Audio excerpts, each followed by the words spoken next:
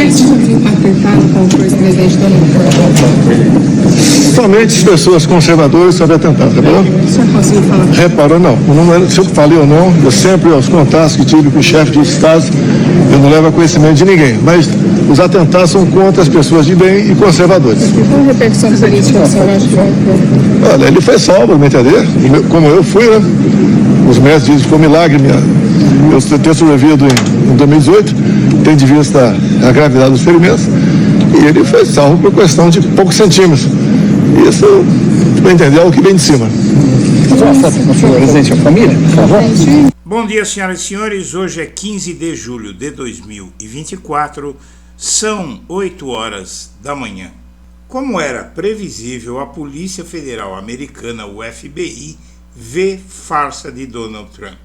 A Polícia Federal norte-americana pode pôr água no chope da extrema-direita, de lá e daqui.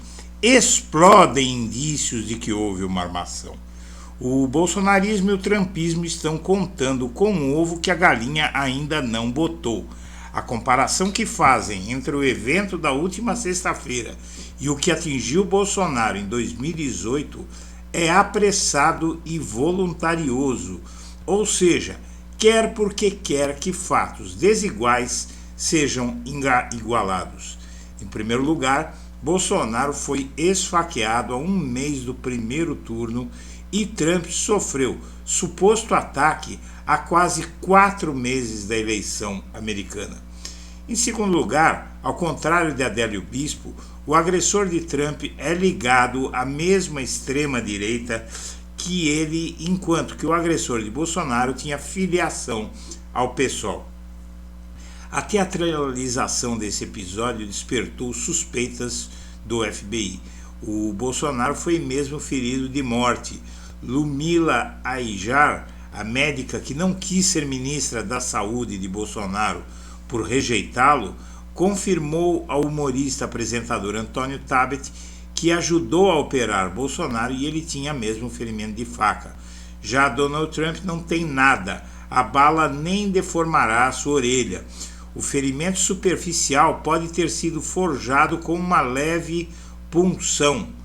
Trump está encrencado com a lei americana e poderia até, em tese, ser preso pelos problemas que já tem.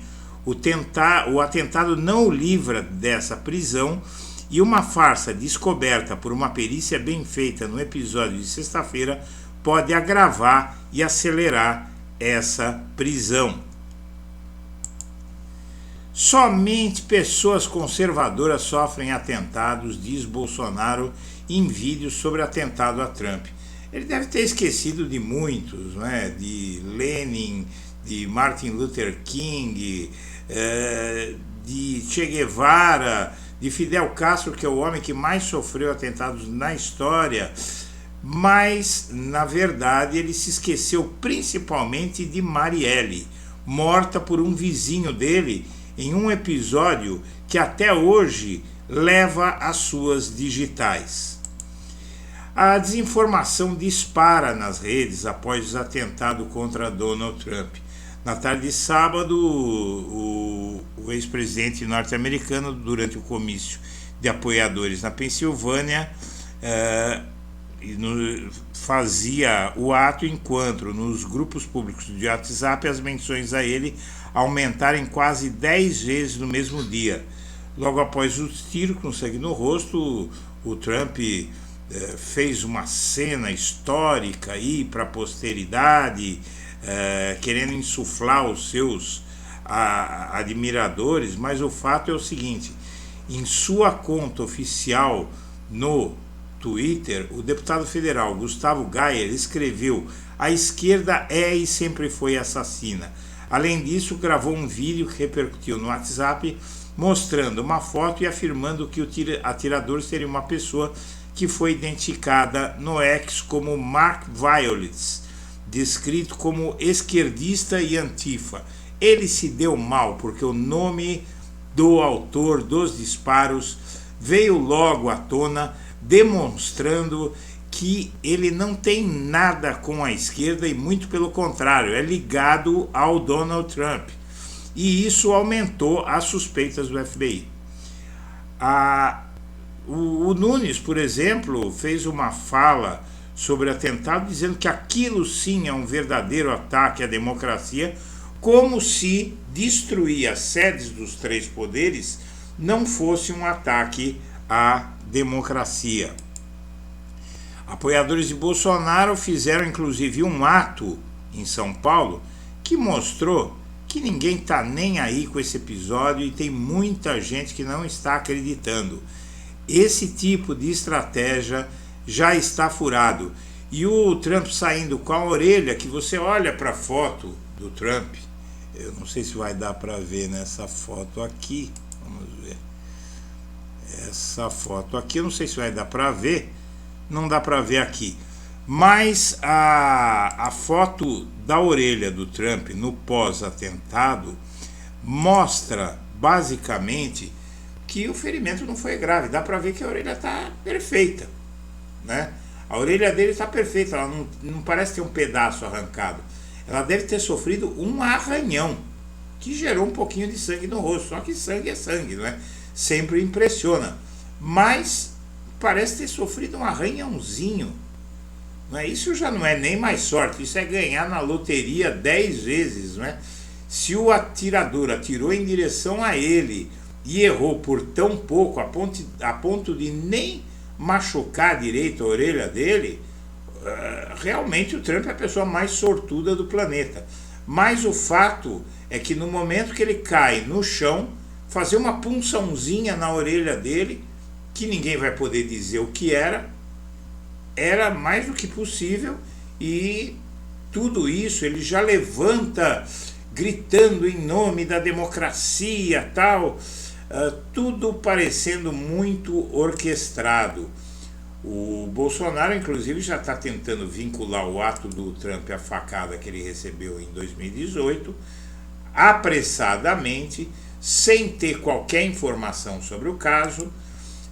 Enquanto isso, o chanceler Celso Amorim, ele diz algumas coisas bastante interessantes aqui, que vale a pena. O ex-chanceler, hoje assessor internacional de Lula, disse: é prematuro afirmar que o atentado vai dar impulso eleitoral para o Trump, e fala que a desconfiança está explodindo no mundo, não é? Ele diz: é difícil nesse momento avaliar o efeito que esse atentado vai ter. Não conhecemos as circunstâncias todas. Não se sabe direito nem quem vai ser o candidato democrata. Ele viaja para os Estados Unidos e, segundo ele, não é possível dizer por enquanto que o Trump terá um impulso eleitoral pós-atentado, como muitos analistas estão prevendo. Obviamente, os partidários de Trump vão tentar tirar proveito daquela foto dele ensanguentado.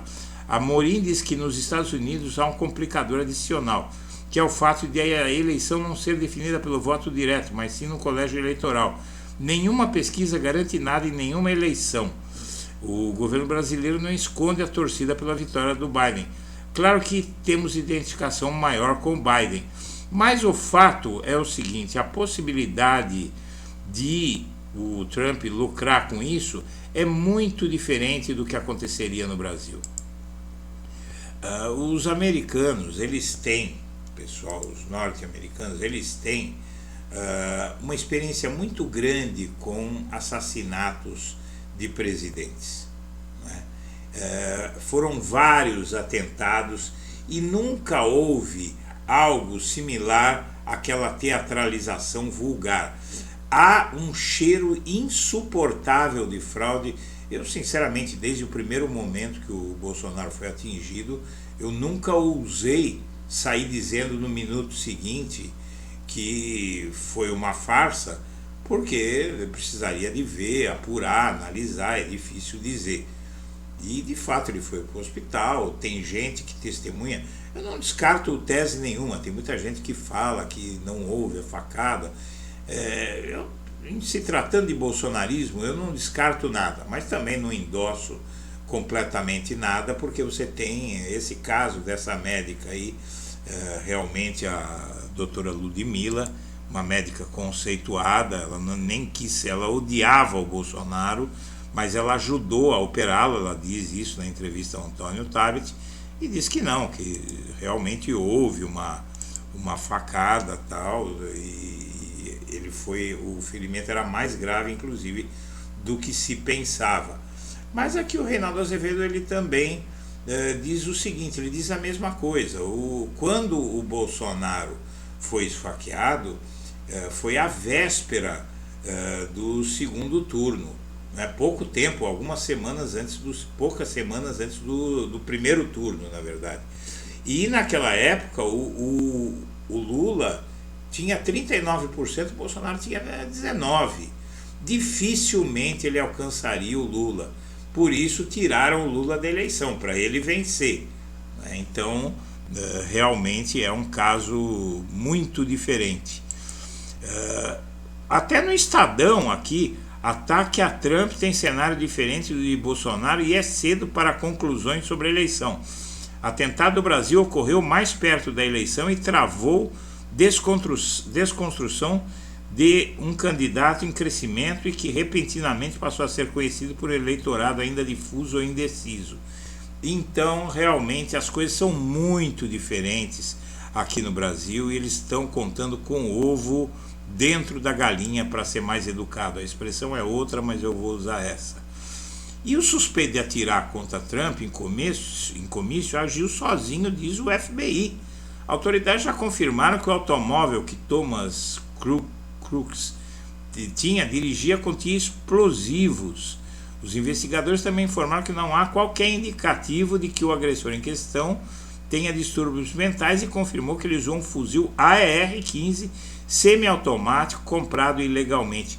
É muito difícil errar um tiro desse com um rifle desse e ainda sair tão perto da orelha, não do Trump. Ele foi rejeitado no clube de tiro e vítima de bullying na escola. O que se sabe sobre Thomas Matthew Crooks é que ele tem um perfil de tantos outros assassinos que saem fazendo chacinas em escola. Isso não tem nada a ver com o Donald Trump, tem a ver com uma pessoa desajustada ou com uma farsa. De qualquer forma, você vê esse jornal, o Philadelphia Inquirer, né, na verdade, ele traz uma matéria muito importante que eu vou traduzir aqui um trecho para você ver. FBI investiga motivos e antecedentes de Thomas Matthew Crooks, o atirador do oeste da Pensilvânia por trás da tentativa de assassinato. Antigos colegas de classe descrevem o Crooks como politicamente conservador e um solitário. As autoridades acreditam que o rifle estilo AR-15 que ele usava pertencia ao seu pai. Se você vê, eu acho que aqui talvez dê para ver. Vamos ver aqui. Olha, você vê que aqui a orelha do Trump nem parece ter tido um prejuízo maior. Foi de raspão, e um ferimento como esse, tão superficial, ele pode muito bem ser desfeito. Bom, vamos em frente aqui. O atirador que disparou contra o Trump agiu sozinho, isso nós já temos. E aí vamos para o Brasil. 1 em cada 3 pessoas em situação de rua no Brasil vive em São Paulo. E isso o Brasil inteiro está de olho nessa eleição em São Paulo, porque é uma disputa pessoal entre Lula e Bolsonaro. Mas o fato é que esse governo Nunes, que está asfaltando rua, construindo condomínios e mais condomínios, dando permissão para a construção desvairada de condomínios de luxo em São Paulo, né? Muita especulação imobiliária, ele mantém a cidade repleta de moradores de rua. A quantidade de moradores de rua em São Paulo é uma coisa absurda, e pessoas que vivem numa situação extremamente dolorosa. O Lula recebe amanhã o presidente da Itália, que visita o Brasil. Bolsonaro não fala nem sobre tortura, sobre o caso das joias, simplesmente pelo seguinte: nessa entrevista que você viu no começo do vídeo, ele se recusou a falar. Ele não fala nem sobre tortura, até porque ele não tem o que dizer, não é? E uma pesquisa que o Jornal Globo faz periodicamente, a pesquisa Pulso, mostra que interrupção de gravidez, adoção de crianças por homossexuais e descriminalização do porte de substâncias proibidas é algo que os brasileiros não toleram. O brasileiro aparece nessa pesquisa como um povo fortemente conservador, e isso é muito preocupante.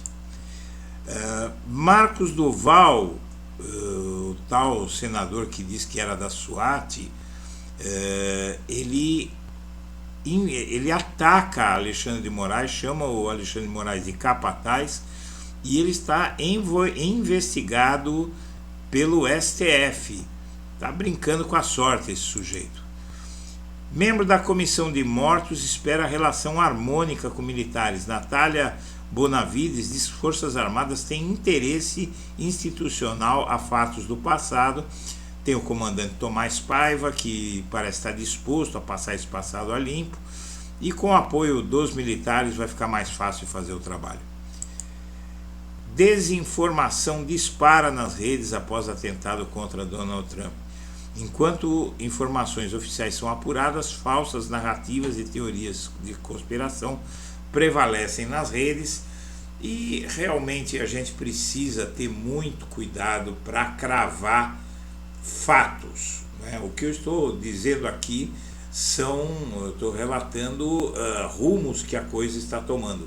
O FBI está claramente suspeitando de uma farsa nesse episódio, mas é só isso.